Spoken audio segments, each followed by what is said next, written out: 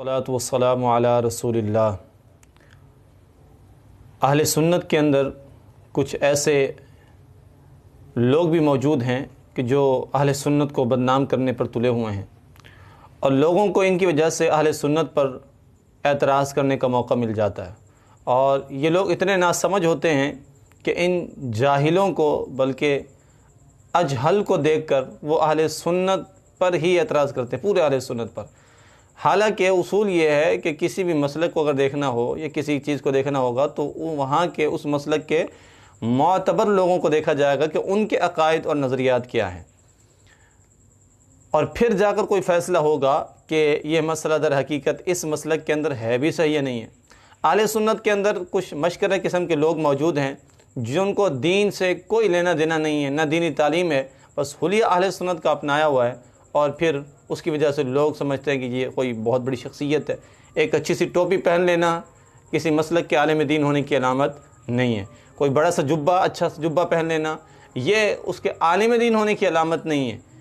کوئی اچھی انگوٹھی پہن لینا اور ایک نہیں کئی انگوٹھیاں پہن لینا یہ بھی عالم دین ہونے کی علامت نہیں ہے۔ ہماری یہاں بدقسمتی سے کلچر ایسا بن چکا ہے کہ لوگ سمجھتے ہیں کہ جو اچھا حلیہ پہنے گا، جس کی رنگت صاف ستھری چٹی گوری ہوگی اور اس کی داڑھی تھوڑی تھوڑی ہو، بھلے جتنی ہو تھوڑی تھوڑی، شریعت کے مطابق نہ ہو، وہ سمجھتے ہیں کہ شاید یہ بہت بڑے صاحبزادے ہیں اور بہت بڑے خانوادے کے جو ہے وہ گدی نشین ہیں، نعوذ باللہ من ذالک۔ اسی طرح کا حال ہم آپ کو ایک ویڈیو میں دکھاتے ہیں اور پھر اس کے بعد انشاءاللہ اس ویڈیو پر تھوڑا تبصرہ کرتے ہیں۔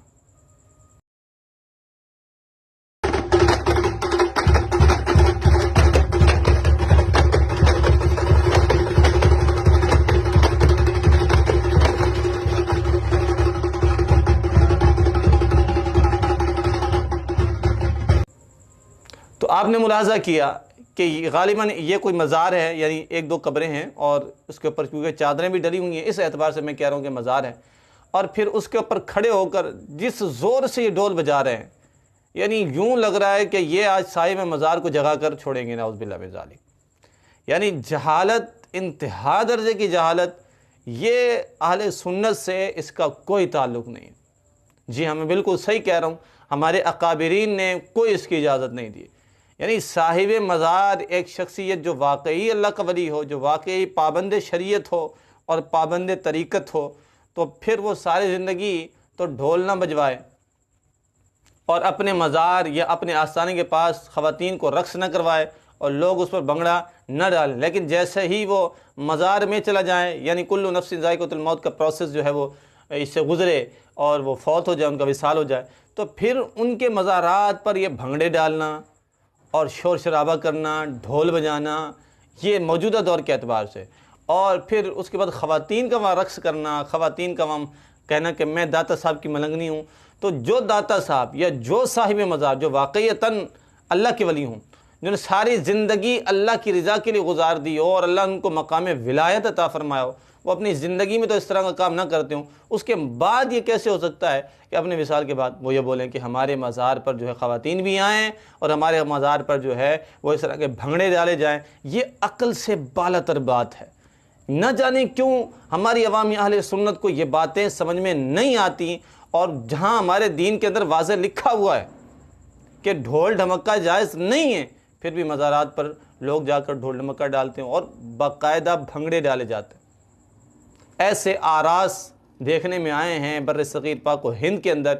کہ عرس ہوتا ہے، خاص کر میں پاکستان کی بات کروں، عرس ہوتا ہے تو خاص کر اس میں ٹھہر لگتے ہیں، اس میں بھنگڑے ڈالے جاتے ہیں، اور جناب والا نہ جانے کتنی خرافات ہوتی ہیں۔ یقین جانے اہل سنت کا اس سے کوئی تعلق نہیں، اور ان کا اہل سنت سے کوئی تعلق نہیں۔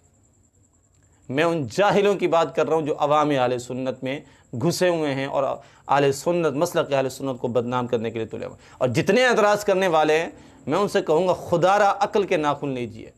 آپ ان جہال کو دیکھ کر آپ پورے مسلک پر اعتراض نہیں کر سکتے۔ اگر آپ کو اللہ نے واقعتاً عقل سلیم دی ہے اور آپ کے پاس واقعتاً کوئی علم ہے، تو پھر آپ کا یہ اعتراض کرنا بنتا ہی نہیں ہے، کیونکہ ہم اہل سنت، ہمارے اکابرین منع کرتے آئے ہیں، اور ابھی موجودہ دور کے علماء بھی منع کر رہے ہیں کہ یہ چیز اہل سنت کے اندر جائز نہیں ہے۔ اس کے بعد اگر کوئی کرتا ہے تو وہ خود اپنا ذمہ دار ہے۔ اب وہ ہمارے اہل سنت پر لیبل نہیں لگایا جا سکتا، اور نہ ہی یہ کہا جا سکتا یہ دیکھو اہل سنت کا یہ حال ہے، جبکہ ہمارے اکابرین منع کر رہے ہیں۔ تو میں عوامی اہل سنت سے بھی گزارش کروں گا، خدارہ اہل سنت کو بدنام نہ کریں۔ اگر ان کا اہل سنت کے لیے کچھ نہیں کر سکتے تو اہل سنت کو بدنام بھی نہ کریں۔ اللہ تعالی ہم سب کا حامی و ناصر ہو، اور اللہ تعالی ہم سب کو عقل سلیم عطا فرمائے۔